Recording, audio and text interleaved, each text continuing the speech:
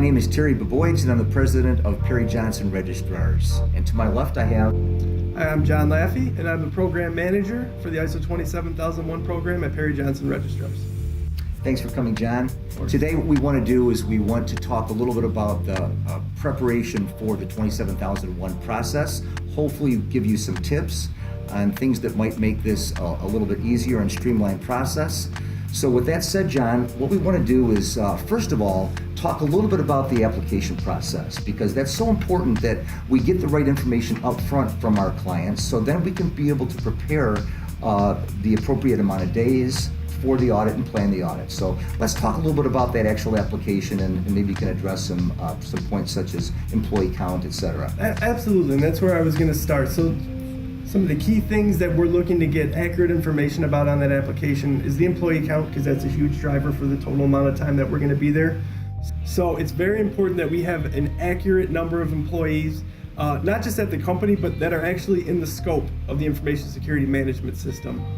A lot of times what you'll see is, say, a company has 500 employees total, so that's just what they give, while our requirements would say we need to be out there for like 2 weeks.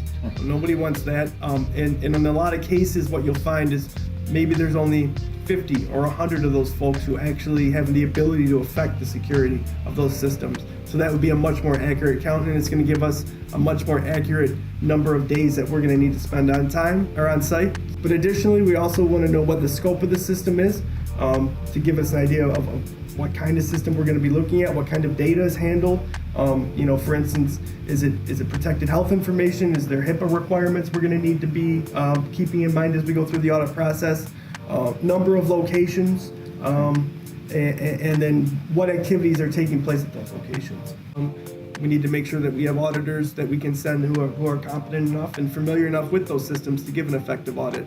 So that's definitely another key piece of information that we're looking to get off the F1. So possibly it might not be a bad idea for a client that's looking at an application in front of them to maybe be on the phone with someone like you as a technical expert, an auditor, to be able to help them through? Absolutely, and that's something that I do on a regular basis, and I'd be more than happy to have that conversation and ask the right questions. Sure. To make sure that we're both in agreement that, you know what, this makes sense, and we can move forward from there, and we can provide the most accurate quote for how much time we're going to need to be on site. Now, the audit process takes place in a two-stage process, correct? Mm-hmm. Some clients select to do a pre-assessment or a dry run, but why don't you sort of identify and talk a little bit about the two stages and what goes on in the actual audit? Sure. So it's a two-stage process, as you mentioned. Stage one, the two primary objectives are to make sure that our audit team gets a better understanding of exactly what it is that the client does and the systems they have in place and how they operate. And secondly, to make sure that all the major requirements of the standard have been addressed. Because, quite frankly, we don't, and I'm sure you don't as a client, want us to come up for the stage two only to find, oh my gosh, there's not even enough here to look at, we have to cancel the audit. As far as a pre-assessment is involved, those are great for a number of reasons, but if you've never had an audit done before, it's a great way to get your kind of dip your toes in the audit pool, if you will. Sure. You get a feel for how the auditors are going to be interacting with your staff and what they're going to be expecting to see. They're also going to be able to identify any gaps in your system prior to having the certification audit underway. If they find it at the stage one, there could be a time crunch. If stage two is already scheduled, having the pre-assessment ahead of time, it's gonna really give you a better opportunity to address any issues that may take place or may be there.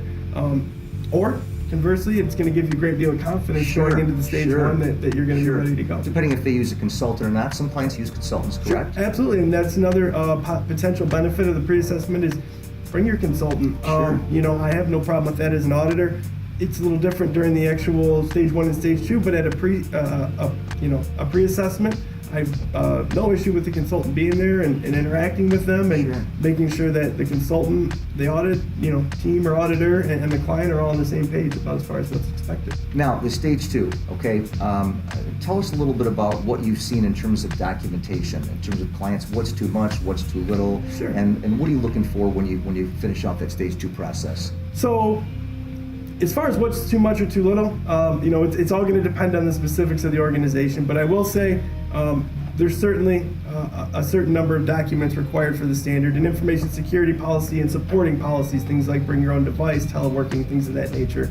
My advice would always be to keep it as high level and concise as possible, so that, you know, if systems change and things change, that policies don't necessarily need to be rewritten. Stay away from the words each, every, and all. They'll get you in a bind every time.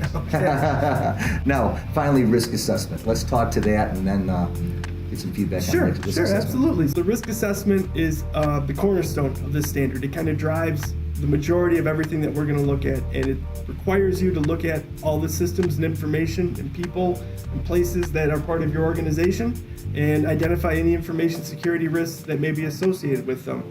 To assist you, there's an annex in the back of the standard, Annex A, and it has a number of controls in areas from physical security, things like locking doors, to operational security, making sure antivirus is installed, doing backup. So it kind of runs the gamut, and it makes sure you consider all the different potential risks that could arise, and make sure that they're treated to an acceptable level. John, I can't thank you enough for your time. This has been very insightful. I'd like to thank everybody for watching today. In fact, I hope some of these tips that John has alluded to have really helped you out so you have a better understanding of what the expectations are of an ISO 27001 audit. In fact, we'd like you to go for more information to our website at www.pjr.com. And again, thanks so much for watching today.